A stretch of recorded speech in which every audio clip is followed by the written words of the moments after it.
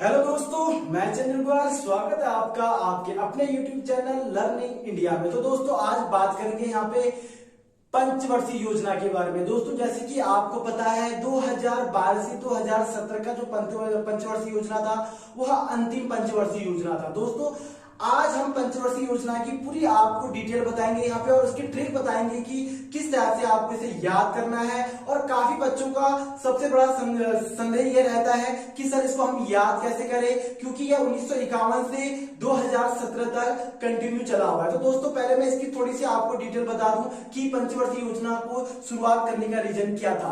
पहले तो आपको एक डेट याद होनी चाहिए दोस्तों, 15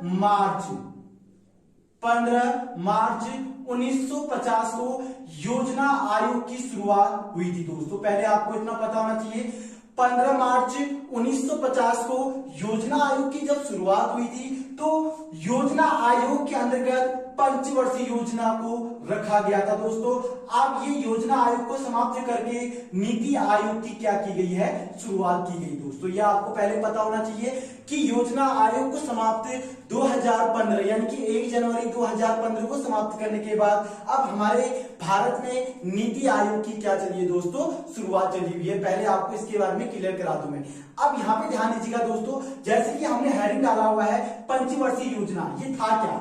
सबसे पहले मैं आपको बता दूं कि 1947 में जब देश आजाद हुआ तो 1950 में सरकार के पास एक ऐसी चुनौती आ गई थी जिसमें देश को एकत्रित करने के साथ साथ आत्मनिर्भर बनाने के साथ साथ और उनको भूखमरी से क्या करना था दोस्तों, दूर करना था। तो इसी कारण हमारे भारत के प्रधानमंत्री पंडित जवाहरलाल नेहरू जी ने एक एजेंडा बनाया जिसको 5-5 साल के अंतर्गत एक टारगेट बनाया और उसी टारगेट के अंतर्गत काम करते रहे। दोस्तों, सबसे पहले तो मैं आपको इसके बारे में क्लियर करा दूं।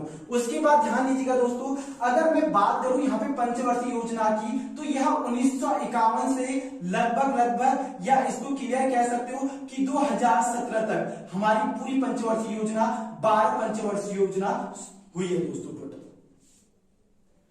12 पंचवर्षीय योजना 1951 से 2017 तक हुई थी और ये 2017 के बाद यानी कि इसको पूरी रूप से समाप्त कर दिया गया और हमें 1951 से 2017 तक 12 पंचवर्षीय योजनाएं पढ़नी है।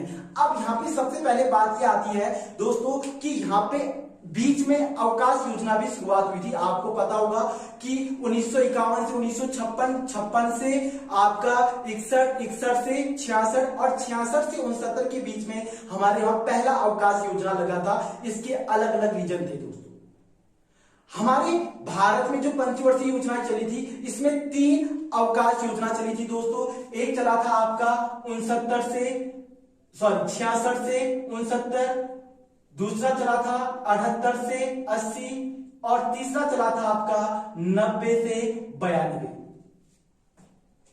ये अगर 3 पंच अवकाश योजना अगर आपको याद हो जाते हैं तो टोटल आपके 12 पंचवर्षीय योजना आपको पूरी रूप से क्लियर हो जाएंगी। दोस्तों, पहले तो आपको इतना क्लियर होना चाहिए, यानी कि पहला अवकाश योजना 1966 से 1969 तक लगा और एक 78 से दूसरा 80 तक लगा और 90 से तीसरा लगा 92 तक। इसका रीजन ये था कि उस समय भारत में कोई भी ऐसे कार्य नहीं किए गए जिसके अंतर्गत सरकार का कोई रोजगार हो, यानी कि वो यह योजना के अंतर्गत आता हो यानी कि वो योजना आयोग के अंतर्गत आता हो, ऐसा कोई काम नहीं किया गया। 1966 से 69 पहला और दूसरा 78 से 80 और तीसरा है 90 से 92।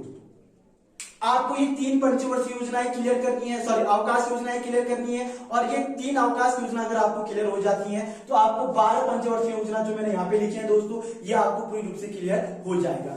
जैसे कि हमको पता है कि 1951 से 1956 तक पहला पंचवर्षीय योजना चला, ये दोस्तों सभी को पता होगा। लेकिन हमें ये चीजें याद नहीं करनी है क्योंकि ये चीजें हमसे बहुत कम पूछी जाती हैं। पूछा ये जाता है कि पहला पंच अवकाश योजना कब लागू हुआ था, दूसरा अवकाश योजना कब लागू हुआ था और तीसरा अवकाश योजना कब लागू हुआ था। अगर आपको ये 3 अवकाश योजना क्लियर हो जाती है तो दोस्तों इसको हम इस टाइप से पढ़ेंगे। जो पहला पंचवर्षीय योजना 1951 से 1956, दूसरा 56 से 61, तीसरा 61 से 66 और चौथा 69 से 74 और पांचवा 74 से 78। अब यहाँ पे सबसे महत्वपूर्ण बात यह है कि जो पांचवा पंचवर्षीय योजना था, ये पिछले बार यूपी एडीओ के एग्जाम में पूछा गया था और काफी एग्जामों में पूछा जाता है क्वेश्चन कि वह कौन सा पंचवर्षीय योजना था जो 1 साल कम रहा या 1 साल पूर्व उसको समाप्त कर दिया गया। तो दोस्तों वह था आपका पांचवा पंचवर्षीय योजना। ये भी बहुत बार पूछा जाता है और यह आपको याद होना चाहिए। पांचवा जो पंचवर्षीय योजना था यह आपका 1974 से 1978 तक चला और यह 1 साल पहले इसको क्या कर दिया गया था, समाप्त कर दिया गया था। दोस्तों मैंने जैसे आपको बताया कि इसमें 5-5 साल का टारगेट बनाया गया था कि 5 साल तक हम किसी चीज मतलब एक बिंदु पर केंद्रित रहे और उस बिंदु को पूरी रूप से क्या करें, क्लियर करें। और उसके बाद फिर हम दूसरा टारगेट बनाए। तो इस टाइप से 5 वर्ष का एक एजेंडा बनाया गया था जिसके रीजन से कई पंचवर्षीय योजना सक्सेसफुल हुए और कई पंचवर्षीय योजना हमारे अनसक्सेसफुल हुए। दोस्तों हमको 1951 से 2017 तक सिर्फ 12 पंचवर्षीय योजनाएं पढ़नी है और ये 12 पंचवर्षीय योजना में 3 अवकाश योजना अगर आपको क्लियर हो जाते हैं तो ये भी आपको पूरी रूप से क्लियर हो जाएगा। और सबसे इंपॉर्टेंट है आपका पांचवा पंचवर्षीय योजना जो सिर्फ 4 वर्ष के लिए चला हुआ था। दोस्तों उसके बाद 78 से 80 तक ये भी अवकाश योजना है। दोस्तों उसके बाद 80 से 85 छठा पंचवर्षीय योजना,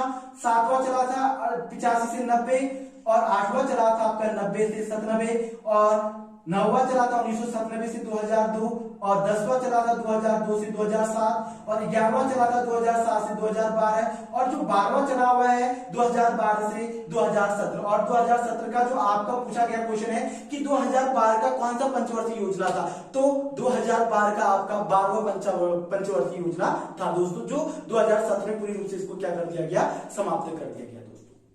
अब देखिएगा दोस्तों मैंने जैसे आपको बताया यहाँ पे कि 5 साल का एक एजेंडा बनाया गया और उसी 5 साल के अंतर्गत इसमें कार्य किया गया। अब इसमें कार्य कैसा था दोस्तों, देखिएगा पहला जो मॉडल था, ये बहुत बार पूछा जाता है कि पहला हमारा जो पंचवर्षीय योजना था यह किस पर निर्भर था। तो दोस्तों मैं आपको बता दूं 1947 में जब देश आजाद होता है, 1950 में गणतंत्र राष्ट्र बनता है, तो हमारी इसमें सबसे बड़ी जो दिक्कत थी वो थी भूखमरी की, यानी कि खाद्य पदार्थों की बहुत ज्यादा दिक्कत थी, जिसके कारण हेराल्ड डोमर एक मॉडल नाम रखा गया और इसकी जो प्राथमिकता दी गई वो किसको दी गई दोस्तों, कृषि को। यानी कि सबसे पहले भारत में जो पंचवर्षीय योजना का जो उद्देश्य था वो था भूखमरी को दूर करना, यानी कि कृषि क्षेत्र में सबसे अधिक बढ़ावा देना और उसी चीज को यहाँ पे बढ़ावा दिया गया और ये पूरी रूप से सफल भी रहा दोस्तों और कुछ हद तक ये असफल भी रहा। अब ये कह सकते हैं आपकी उस समय अगर कोई एक टाइम का खाना खाता था दोस्तों, तो यह अगर जो ये पंचवर्षीय योजना चला इसमें लगभग एक व्यक्ति 2 टाइम का खाना खाने योग्य हो चुका था, तो ये कुछ परसेंट के अकॉर्डिंग इसको बढ़ावा दिया गया, तो यह एक रूप से सफल रहा। दूसरा था दोस्तों यह 1951 का पहला 1951 से 56 का टारगेट था।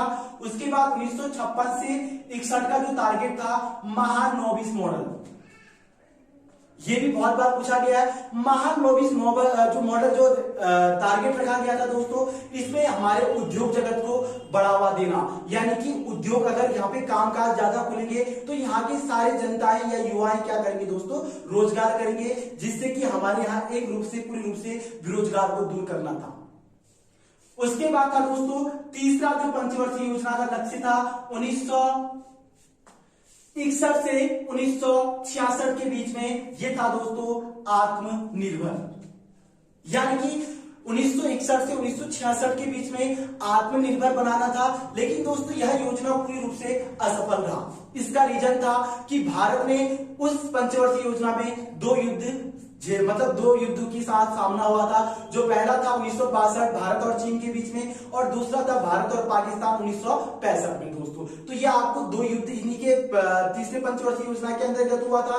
ये आपसे बहुत बार पूछा भी गया क्वेश्चन है कि कौन सा ऐसा पंचवर्षीय योजना था जिसमें भारत ने एक साथ दो युद्ध लड़े। तो दोस्तों 1962 में एक युद्ध चीन के साथ हुआ और दूसरा 1965 में हुआ। तो दोस्तों इसी कारण से तीसरा पंचवर्षीय योजना पूरी रूप से क्या रहा, हमारा असफल रहा दोस्तों। तो पहला तीसरा ऐसा पंचवर्षीय योजना था जो पूरी रूप से असफल रहा, और उसके बाद तब जाके हमारे उसमें अवकाश योजना को क्या कर दिया गया, लागू कर दिया गया। तो एक रूप से अगर आप इसको पर्टिकुलर रूप से इस टाइप से पढ़ोगे तो दोस्तों आपको पूरी रूप से क्लियर होगा कि ये किस टाइप से पंचवर्षीय योजना हमने पढ़ी हुई है और किस टाइप से क्लियर की हुई है दोस्तों। तो ये एक छोटा सा मैंने वीडियो यहाँ पे बनाया हुआ है जो आप लोग के लिए बहुत ज्यादा इंपॉर्टेंट रहेगा। अगर ये वीडियो आपको पसंद आया तो दोस्तों हमारे चैनल को सब्सक्राइब और लाइक करना बिल्कुल भी ना भूलिएगा। जय हिंद, जय भारत।